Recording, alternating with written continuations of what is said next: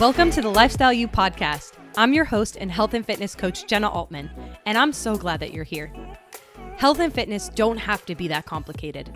Do you want to achieve a body you're proud of, gain physical and mental energy, and grow your confidence without giving up date night with your partner or starving yourself? The Lifestyle You podcast will provide you with the tools that you need to make your health and fitness fit into your lifestyle, not the other way around. The stories, lessons, and actionable takeaways from original episodes and guest interviews on this podcast will not only allow you to break through those limiting fears and beliefs, but also find freedom and confidence in the way that you move and fuel your body so that you can live your strongest, healthiest, and happiest life. Hello, my friends, and welcome back to the Lifestyle You podcast. Today, we are going to be chatting about why you might need to eat more in order to lose fat. Okay, I know how contradictory that just sounded. Trust me, I do. The first time someone explained to me that I was going to need to eat more in order to lose fat, I seriously thought it was too good to be true. I was like, no one has ever told me that I need to eat more food. And that was so freeing. But I also understand that that might be a little intimidating. So before we talk about eating more, let's talk about a scenario that you might find yourself in. So if any of these things sound familiar to you, you might be someone who needs to eat more in order to lose more body fat, okay? So are you someone who's lacking energy in your day-to-day? Are you constantly sore and never able to recover from your training sessions? Are you constantly hungry, almost like a bottomless pit? Have you had many attempts at yo-yo dieting without successfully losing weight and keeping it off? Are you struggling to gain muscle? Or are you missing your cycle? Now, there are other reasons why you might need to be eating more, but these are the typical things when most clients come to me. These are the things that they're struggling with while they're simultaneously trying to lose weight. Okay? So if you are experiencing any of the issues that I mentioned previously, chances are you may have been under eating for an extended period of time, whether intentionally or unintentionally. Sometimes you might be somebody who just under eats because we're not aware that we're under eating.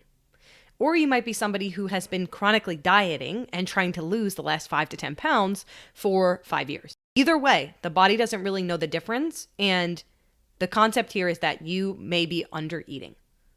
So let's talk about a reverse diet. Where in a traditional diet, we are removing food, taking food away.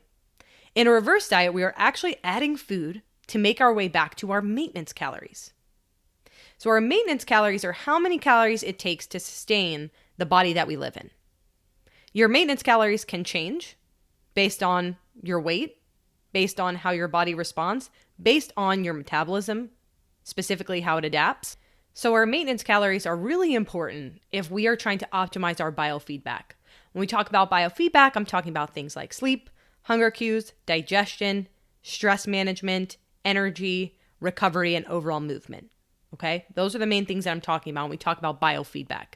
And we need our biofeedback to be in a really good place. So yes, you get to eat more. First time you've probably ever heard that, huh? Must feel good. I know for me it really did. But also there's a level of fear, right? How could I possibly be eating more in order to lose fat?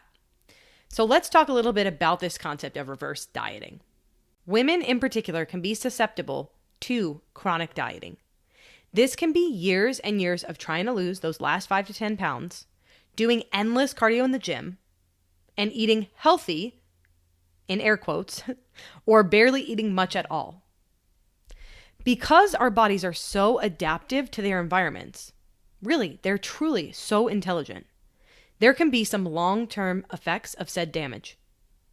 So with the reverse diet, we're helping to regulate your cycle, your hormones, your energy, your sleep, your hunger levels, your cravings, and especially your metabolism. Throughout the reverse diet process, the goal is to tell the body that it is safe. The idea is to intentionally and strategically add in 50 to 100 calories every 2 to 3 weeks, depending on how the body is responding. So we're not just adding a ton of calories all at once. If you're under eating and eating 1,200 calories and we determine that your maintenance is probably closer to 1800, we're not just going to jump up to 1800 calories, because guess what? The body's going to gain fat, because it's like, wait, what's going on here? This is a giant caloric surplus in terms of what I was eating prior. So the goal is to add those calories in slowly. It takes time, but this is an essential season in order to look and, more importantly, feel your best. And when we strategically add those calories in slowly, what we're doing is giving the body, giving the metabolism precisely, a chance to restore. It's not that your metabolism is broken. It's just that it's adaptive, which means that it's adapted to the lower caloric intake that you've been ingesting for years. So we need to slowly tell it that it's okay to have more food, and it's okay to bring our hormones back, and it's okay to bring our hunger hormones back, right? We want all of those things in line, because without those things, we cannot successfully go into a caloric deficit or a diet. So this is why the reverse diet is often something that comes prior to the diet itself. And a lot of clients come to me and they're looking to lose body fat. And I have to tell them, we need to go through a reverse diet before we can lose weight successfully and sustainably, right? Because sure, you can come to me and you can be eating 1,200 calories. But guess what? If we go into a diet from there, we'll have to drop your calories roughly 200 to 300 calories to actually get out of your maintenance calories, which are now at 1,200 calories because of your maladaptive metabolism. So really, what we're doing is taking your calories all the way down to 900 calories. And that is not enough food. For reference, a toddler needs to be eating 1,200 calories, not an active female adult.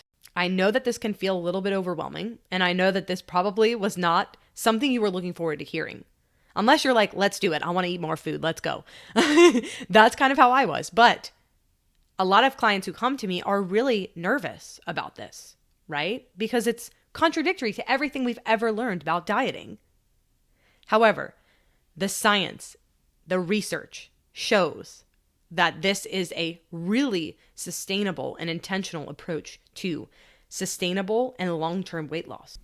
So here's your food for thought. Just going to dive into some questions I think would be really important to evaluate when determining if you're ready for a reverse diet. So do you find yourself in a season where a reverse diet might be helpful for you? If so, what emotions come up for you when you are told that you might be able to eat more food? Are you excited? Are you nervous? Are you scared? All of those feelings are completely normal. Okay, this last question is super important. Whether or not you think you're in a season where a reverse diet may be helpful, does your current food intake support your activity levels, your hormone and thyroid function, your menstrual cycle, and your biofeedback?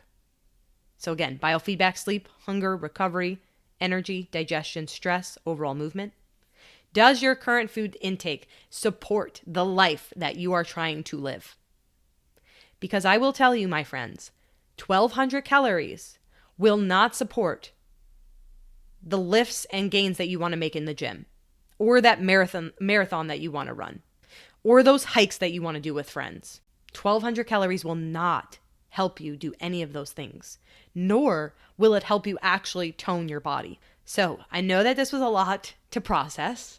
Some of you listening to this may have already heard of the term reverse diet. Some of you, this might be brand new. So I want to just invite you to this space with me to come to me, ask me questions about this. I know that it can feel contradictory and also really overwhelming. So I would not advise, if this is the first time you've ever heard of this, I would not advise going into a reverse diet by yourself. I think that this is something that, at least the first go around, would be a great idea to work with a coach. Not saying you need to do that every time, not saying that you need to do that forever, but it would be really beneficial for you if you were able to work with a coach to understand these concepts, to make sure that biofeedback is trending in the right direction, to make sure that you are getting what you need out of the reverse diet. And when it's time that we've hit maintenance calories, right? This can be whole nother episodes, but all of this is really person dependent. So hopefully you guys find this helpful. Again, really excited to just talk more about this with you if that's something you'd be interested in. So shoot me a message on Instagram at Jenna Altman and we could chat there.